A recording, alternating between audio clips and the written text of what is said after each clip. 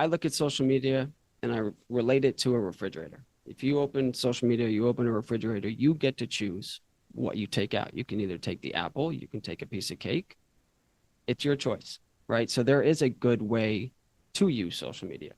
And the way the algorithm works, which is very smart, they sometimes use it to their advantage, but the things you like, the things you see or rewatch or comment on or share or send, that stuff now you see more of it on your feed. So if I were to like something positive with mental health, motivational speakers, or whatever the case may be, I would now see more of that. It's kind of how our mind works. Bring it on! Welcome to Girls Gone Gritty. I'm Farley Boyle. I'm Darian Boyle. And I'm Jennifer Brenius. Collectively, we're two sister-in-laws with our bestie. We don't just talk, we do it. Day, night, mountain, beach, and city. Get ready as we bring gratitude and attitude to everything we do. We jump in head first, unafraid, and we're all in all the time. We bring it on and get it on each week, diving deep into authentic, unscripted conversations on just about everything. So, let's get gritty. Bring it on! Bring it on! Don't wait until tomorrow.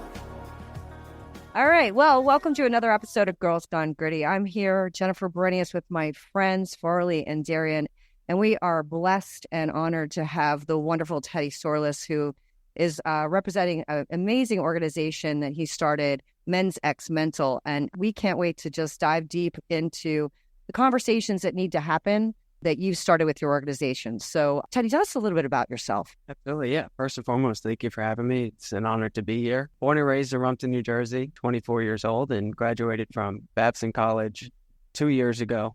Dealt with some hardships throughout the course and the journey, but it's no accident I'm here, and I believe I've found my purpose and my reason for still being here. Things happen for a reason, always in life. What do you think is your reason and your history, how you started your foundation? Were you an athlete at Babson? Yes, Okay. I played 4 years of college basketball there.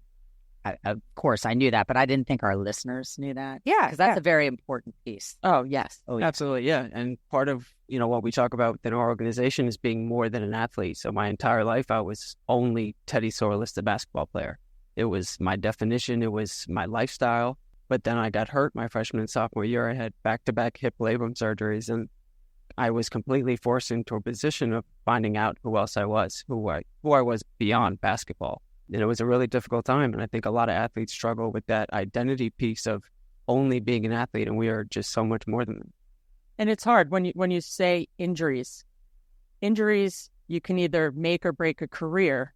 Absolutely. Injuries, you can either overcome them and get back in the game, or sometimes it takes you to a new direction. Like you have to hang up your jersey, it takes some time, and then it's, hey, what am I going to do? Because when you get hurt, you go into a deep state of depression. You ever notice it's like you get hurt, you stress about, hey, what's wrong with me?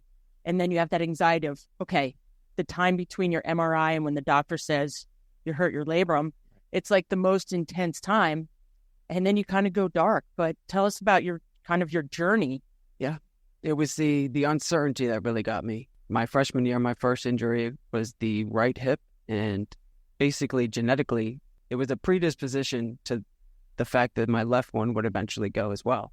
So after healing the first one fully, and it took about 6 to 8 months, it was almost like a ticking time bomb of, okay, well, when will the left put one? pressure on the other one while you were recovering. Right. So then it's kind of normal, like even with an ACL or whatever. Exactly. And the doctor told you that right away. The doctor said, like, in low likelihood.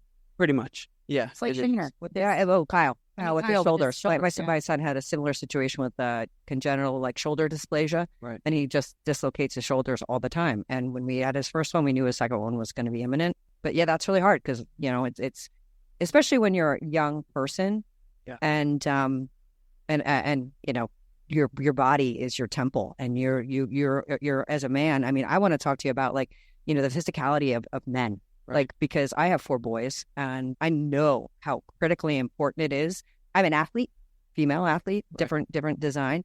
But men really, I find, and I'd love for you to talk about this, they need to be physical. If my kids don't work out, Yeah. they are bears, My husband. and they will Oh, be me too. destructive from the time they were teeny tiny. Like I could set a watch to it. It's like that kid needs to get outside or he's going to break my house. Right. And I don't think that changes. No. And I think that that's more of the difficulty within the recovery process, because once you have that outlet taken away from you, right? Like when I was struggling or I had something go wrong with whether it was a personal relationship or something else in my life that went wrong, my outlet was basketball. I would go to the gym by myself. I would go to the park and just play or shoot or go lift. And then suddenly that's stripped from me. And it's like, okay, well, what other That's your outlets do I therapy. have? Exactly. It really was a form of therapy. And for a lot of athletes, we struggle with that, specifically men, where it's finding different ways to let your anger out, let your emotions out. And I found out in that time I was a writer. It's more of a softer, notion that men don't typically have, but it was healthy for me. It was a way to get my emotions out without having to speak up. And that's something that now, in retrospect, I wish I had earlier. When I was reading about you on your website, I just kept on getting hung up on man up because, people might say that to us. We're all athletes here, Right. Suck it up or Yep. man up. But, being a guy and having to man it up all the time and not being able to show, pain or weakness or vulnerability because of the stereotype that you're a man. You got to stay macho and masculine and, you guys have a lot to live up to. Absolutely. And it's a lot of pressure we put on ourselves. It's a lot of pressure that maybe could come from parents. It could come from coaches or even athletic directors sometimes. And it's really just, I look at vulnerability, it's a strength. And if you can speak up, if you can find that inner fortitude to find somebody that you can confide in, it's powerful. But you're right. I mean, the stigma is certainly still there, but our mantra is don't man up, speak up, because it's almost more masculine to be able to find somebody to speak to. Whether I've been to therapy, I've been to virtual therapy, in-person therapy, and it doesn't always work for everybody. So when we say speak up, or when people read that, it's almost like you're directly correlating it to therapy. But that's not always the case. I found my saving grace in my teammates, the people who loved me and knew me for who I was. And I was able to have those more open, comfortable, vulnerable conversations with them, Right. even my coaches. Yeah, no, yeah, and you know what? I think it's so important because I think I would call it like an inherent bias that like men are tough and they're going to handle things and they're going to fix things. And I was even I was listening to a podcast and they were talking about how there's a notion that women have an inherent value when they're born because they are going to be childbearing, right? So and men have to prove their wealth, meaning their personal wealth. I'm not talking about financial, like their personal reason, and that's really hard. And then the other thing that I think is really interesting is that like they were talking about the fact that because women have come so far, it's actually made it harder on men. And I see this with my boys. My boys, like couple of my sons have struggled with mental health, and it's because they feel like they have so much that like, well, why aren't you using it all? Like, well, you could be an athlete, you could be D1, you could be this, you could be that, you're smart, you're this. And that's a lot to live up to sometimes. I mean, and I know who your family and your dad, being a coach, very well known, I think not only in the community, but like Your aunt, one of my nationally. favorite I mean, people. a lot of people in your family have had some really, really strong resumes. And I know like my kids say that. I mean, how did that affect you growing up? It was a lot. I definitely felt that internalized pressure that I put on myself. And I will say it didn't necessarily come from whether it be my aunt, my dad, my mom. Like they didn't put that pressure. You have to go play collegiate basketball. But I wanted it. And having had one of my aunts play at Michigan, the other one played at Stanford, and then eventually the Olympics. You have genetics. You have a DNA blueprint that is shouting, come here. Right. So eventually I was able to reach my goal of playing in college, but it really was my goal. They shaped my path for me and they pushed me, and I'm grateful for it because it's something I wanted. And if I didn't, they would also be okay with that. But at the same time, it's difficult because it's just a principle of success, and you basically get to define that yourself. There's something that I am just thinking a collaborative opportunity, which would be a big one, because it would be pounding on a lot of doors. Mm-hmm. But, all three of my kids have played a D1 sport. They're all lacrosse players. the very first meeting that you have with the athletic department is with your athletic advisor and also a mentor that is already making your brain think about, what am I going to do when I graduate from college and I put the lacrosse stick down or I put the basketball down? Life after sports, because what's the percentage of people really going on to play something after college? And if you don't start thinking about it before you graduate, there's a huge void in your life. But that's a coaching, mentor that is helping you think past, who maybe you've thought of yourself your whole entire life. Now you've got to put on your big girl pants and think about what you're going to be post college. So maybe you could develop a relationship with every college across the. Yes, He's working on it, right? I mean, because they need this. Yes. This is real. Absolutely, and everybody needs it. Whether you're a woman, a female, or a male, everybody has a story. Everybody's going through something, and it's a universal message that there has to be enough resources for us. And the NCAA just put out a mandate that every school across the country now has to have some sort of a mental health program, which obviously it's a long time overdue. But at the same time, at least we're moving in the right direction, and it's one step at a time. But going back to what we were speaking on earlier, the fact of, or at least the presence of coaching, I think that's sometimes coaches don't always understand the true impact that they have on the individuals that they coach, whether it's in a positive or a negative way. I've seen both. I've experienced both and lived through it. But I will never forget my college coach. Right before my surgery, he called my dad, waiting to see. I haven't even stepped on campus yet. He was calling my dad to make sure I was okay, how surgery was going, etc.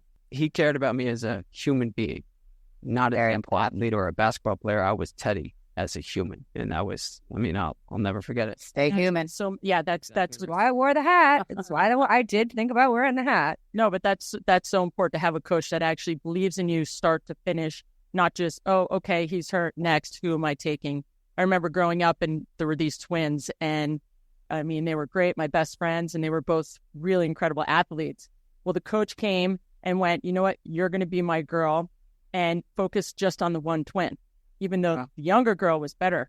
And mentally over time, she just finally gave up the sport, even though she was better, focused on the one. And it completely changed her life because she dropped the sport and she didn't have the confidence to kind of excel in other things. And, you eventually find what your strong point is. But just hearing that over time, you're like, oh my gosh. And I've seen it in so many other instances when you have the coach that says, hey, you know what? You're who I'm going to take under my wing, and I'm going to make you something. I'm going to give you the confidence. I'm going to just every day, positive affirmations, and the other ones that aren't as good kind of just get shelved. And it's all about mind, body, and soul when it comes to anything having to do with sports. Correct. Absolutely. Yeah. And I can even say one of my proudest testimonies I'll give is the fact that I look at my college coach right now as one of my best friends. Oh my God, that's amazing. I was at an event in Pittsburgh for MensXMental, and I'm sitting there having lunch or having dinner with my coach. That's what I ask, or that's what I tell everybody. That's why you committed there. Exactly. Yeah. You go where you feel the love, and you must have felt the human aspect that he was bringing to the table. Right. It's not just a very important thing. When I was thinking about it, I said, you take these high-level athletes, they're in the game, they're the top of what they do, and you were saying before, the Olympics and varsity level, D1, everything. Then it's time you hang up your jersey. And then all of a sudden, do you find it like with people that you're dealing with, how do they find the direction and where to go? How do they find something that's satisfying? Because you've been in the forefront, you've been in the limelight. I feel like it's such a struggle after you're there to then try to find yourself, because you were so successful and now you're nothing. And there's so much depression that happens even with these Olympic athletes you read about. Right. It's the transitional phase that really gets a lot of athletes. And whether it's by choice of no longer wanting to play, whether it's by injury, or whether it's just the natural progression of your career, eventually the ball will stop bouncing. They need another outlet. That happened. Yeah. You need another outlet. Well, that's why so many do go to coaching. Like, Right. and that's a really great natural transition that people make. But what would you say to somebody who's like, struggling with a coach, because sometimes you don't get to pick your coach, and you have coaches that aren't your college coach that's amazing and sees you as a human and does treat you like a utility and is like looking for the next best thing, and you can be easily replaced. Like, what would you say to our listener that like is dealing with somebody that's not great? Yeah, I've been there too. And it was kind of sugar coated because we won. So it didn't get the attention it deserved, at least internally, personally. It wasn't really thought about. But I would say be you to your core and stick to your guns, stick to your values, because coaches try and influence you and maybe in a negative way. I will say I don't really speak to one of my coaches, and it's not my choice. I would do everything in my power to form a relationship. But if I'm only looked at as a business opportunity, or if I'm only looked at as somebody who can now help the next generation, I will only help the next generation, not because of you, but because I want to help the next in line. And it's a difficult process. And honestly, with the transfer portals now, especially in college, if that coach is not for you, or he's not putting you in the best positions to succeed both on and off the floor or the field, you have to be able to pack up and go. And it's just the true nature of college sports. Even high school sports now, there are so many kids who are not comfortable in the places that they're at. And whether it's because of success or winning or just the overall relationship with the coach, not every coach is going to fit you, and not every coach will play you, or vice versa. And it's a difficult process to handle, even at a young age in high school, specifically because the parents definitely play a part in it as well. But you're not going to... Part of your mission, speak. Yes. Like it takes courage or stamina to actually stand up and go against the grain. And then you're rewarded, I feel like. I know a lot of people that have gone in the portal, and it's a hard conversation to start. Yes. And it's stressful, and you don't want your teammates to think that you think you're better than them. And you don't want, your coach to kind of be your enemy in the process. But I am very thankful for the portal. I mean, the portal also has some negative aspects to it, because you can, all of a sudden get some big guns that are putting you 3 steps back on the bench. Yep. So it's a give and take. But from a mental health standpoint, not having to suck it up and stay in something that is destructive, right, or that isn't going to fulfill what you're looking to get fulfilled in your 4 years that you've worked really hard to achieve. Right. I've heard a lot of men who have committed to a place or started their freshman year, and suddenly that coach was not the person that they thought he was or she Surprise. was. Right. That's marriage too. Exactly. I mean, not my husband. I mean, That's for another episode. That's shut true. up, bump. Well, Sure. tell us more about your, I looked at your website. It was so informative. Thank It's very cool. I loved flipping through it, and you had some really amazing athletes. Tell us more about yourself and your whole mission, and how people can get involved with working with you and your program. And your sick swag. Yeah, and I love your logo. We need to hear all about And your event that's coming up with Yes. with the basketball. Absolutely. Yes. So it started as a class project, actually. My sophomore year before COVID hit, it was basically the task was to create some sort of a social media platform where you could bring light or bring awareness to something you really cared about. And having lost one of my friends to suicide my senior year of high school, that was something that I truly cared about. I wanted to make a change in. And at the end of the class, it was supposed to be shut down. And we all had gotten sent home from COVID, and I don't follow directions very well. So I kept it running, and I spoke with the professor, and he gratefully let me keep going. And now I kind of just put everything I had into it. So by the time my senior year came around, I was able to play in my first MensXMental event at Harvard.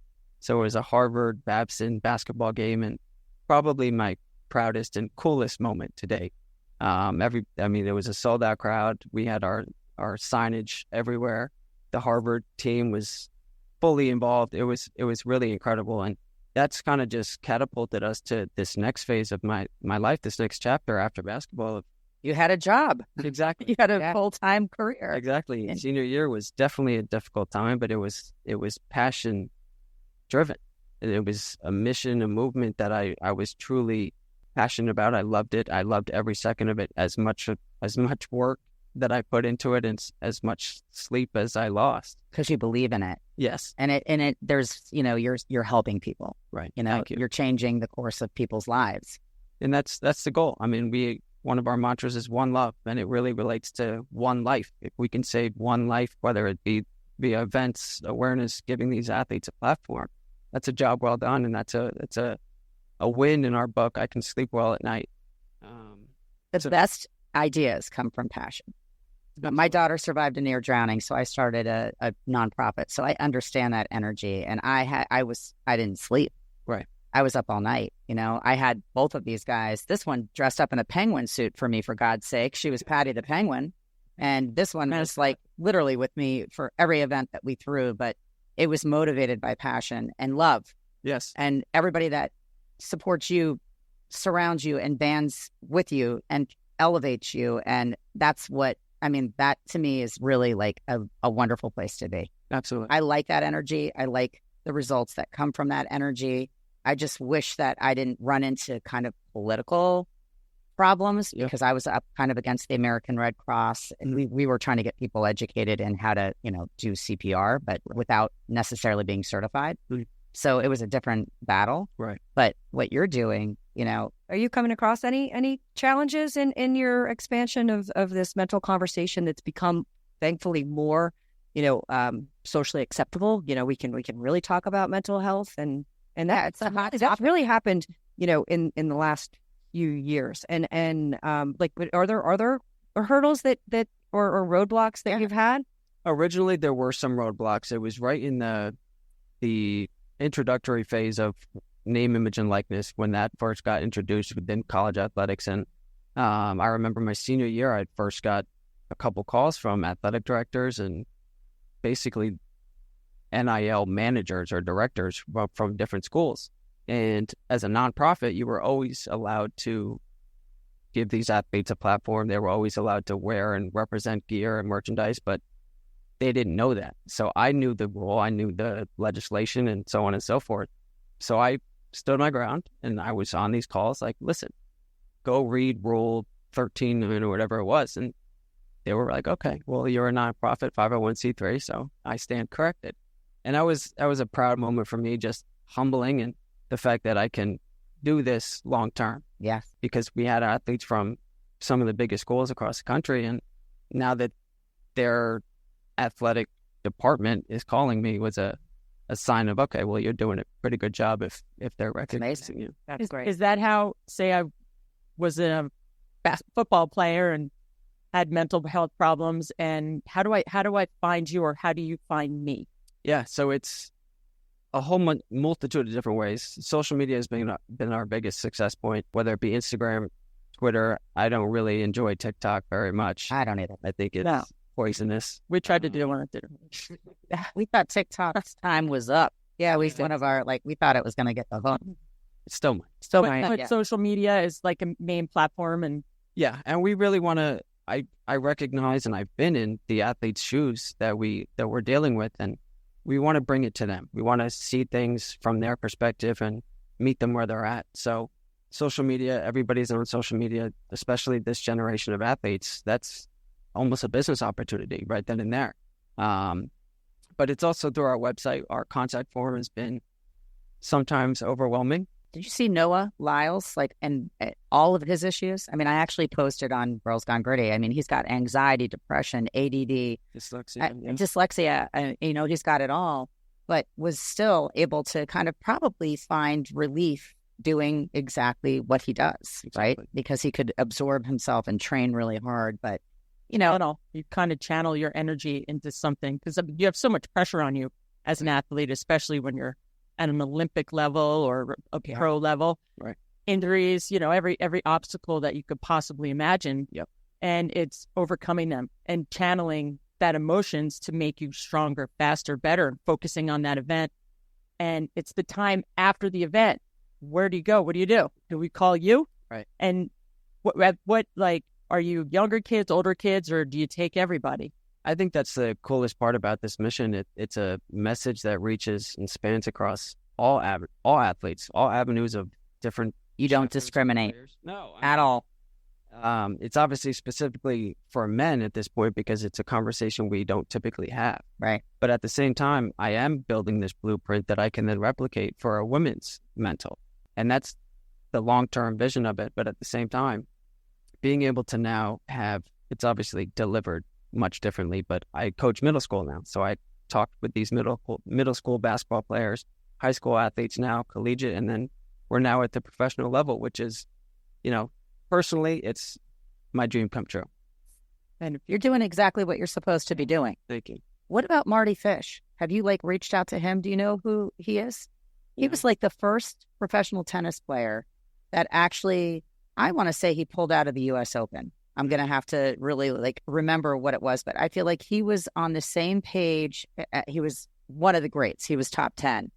And he had such severe anxiety and depression and just was a battle in his own head that he actually pulled out of maybe the semis.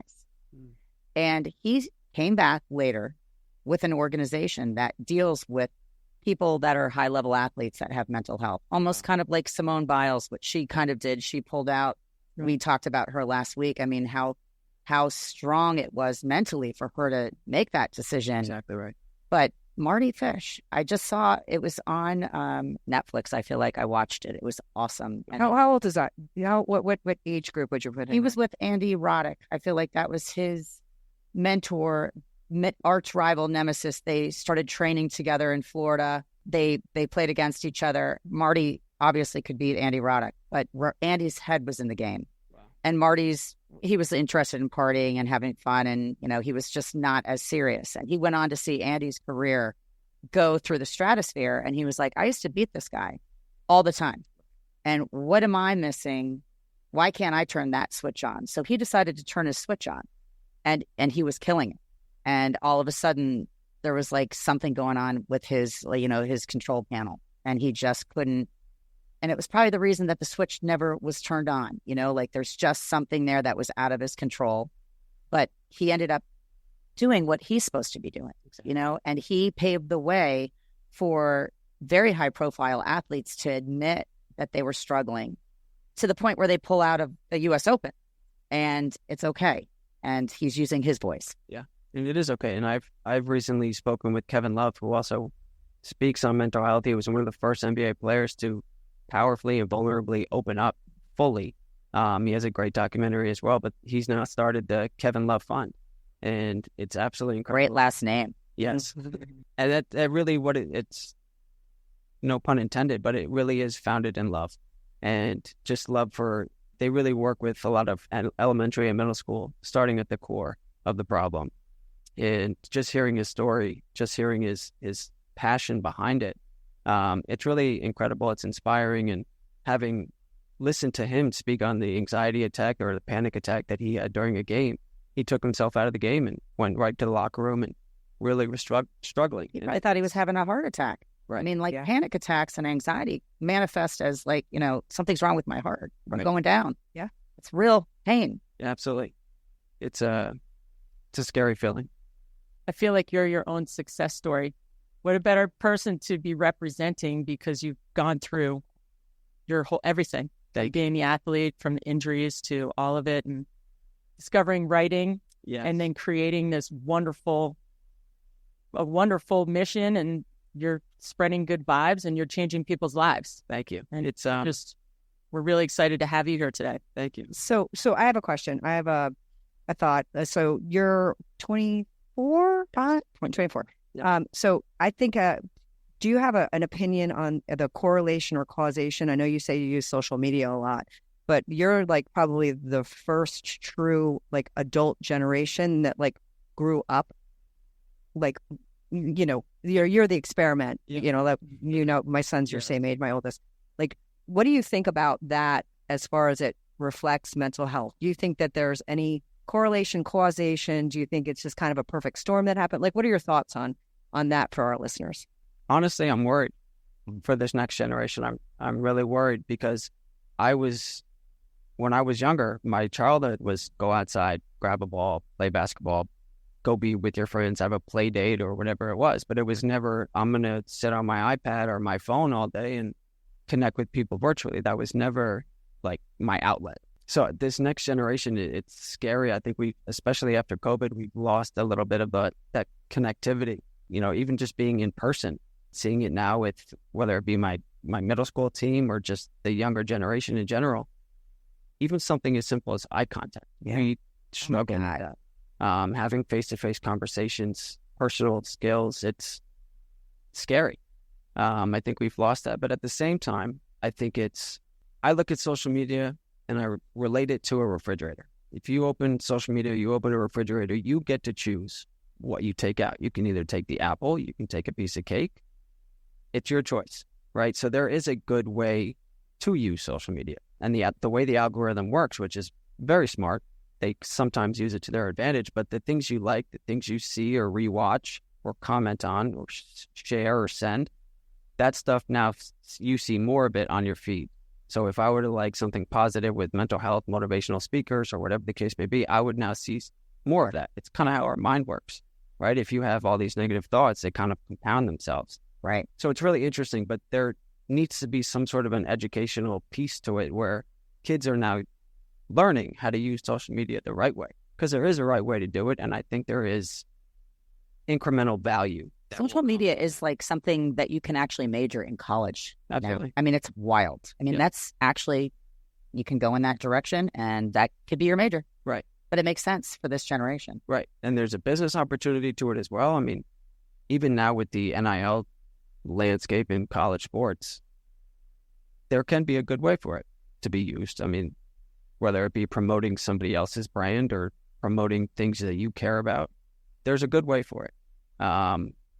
But again, it needs to be truly stated or taught, how to use it, when to use it, and all restrictions would be helpful as well. Yeah. I came across agree with you. one of Jessica Seinfeld Jesse Seinfeld, but her real name is Jessica.